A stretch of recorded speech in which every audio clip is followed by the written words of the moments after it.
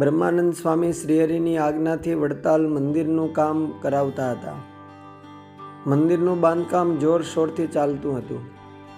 એક દિવસ સ્વામી વડતાલ મંદિરના સ્તંભો, કમાનો અને રૂપચોકીઓનું નિરીક્ષણ કરતાં કરતાં મુખ્ય દ્વારની રૂપચોકીએ આવ્યા. બ્રહ્માનંદ સ્વામીએ કારીગરોને બોલાવીને કહ્યું કે દરેક કમાનોમાં કોતરણી છે.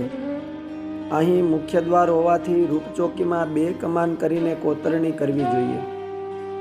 કારીગરો કહે, સ્વામી, આપણા હિન્દુઓના બધાય મોટા મોટા મંદિરોના મુખ્ય દ્વારોમાં એક જ કમાનો કોતરાય છે.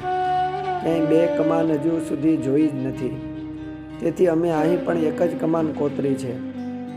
બ્રહ્માનંદ સ્વામી એસા અને બોલ્યા કે જુઓ, તમે રાજવલ્લભ અને પ્રસાદ મંડન વગેરે શિલ્પકલાના ગ્રંથો ભણ્યા છો?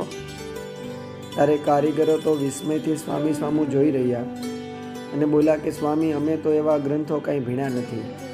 અમે તો જૂના મંદિરોને જોઈને કોતરણી કામ કરીએ છીએ.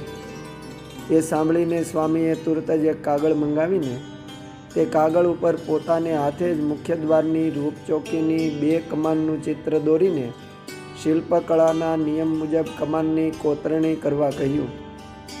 આવી ડબલ કમાન તથા સ્તંભ તથા તેના શરા ભરણામાં હવે તમે તમારી કોતરણીની કારીગરી ઓળખીને નકશો કરીને તેના ફરમા કાપીને ઘડાઈ શરૂ કરો.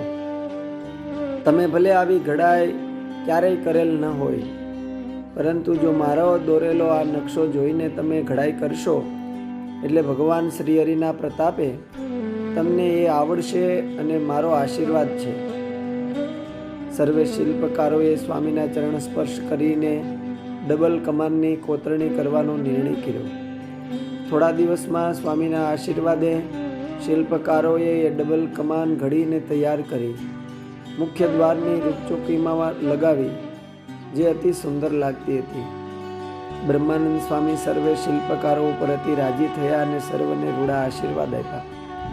સમય જતાં જ્યારે નિષ્કુળાનંદ સ્વામી ધોલેરામાં મદન મોહનજી મહારાજનું મંદિરનું બાંધકામ કરાવતા હતા, ત્યારે તેણે વડતાલ આવીને તે કમાનનો નકશો દોરીને ધોલેરા મંદિરના મુખ્ય દ્વારમાં એવી જ કમાન શિલ્પકારો પાસે બનાવરાવી હતી, જે હાલ વડતાલ અને ધોલેરાના મંદિરોમાં તે કમાનો મોજૂદ છે અને બ્રહ્માનંદ સ્વામી અને નિષ્કુળાનંદ સ્વામીની શિલ્પકળાની અદ્વિતીય સૂઝના દર્શન કરાવે છે.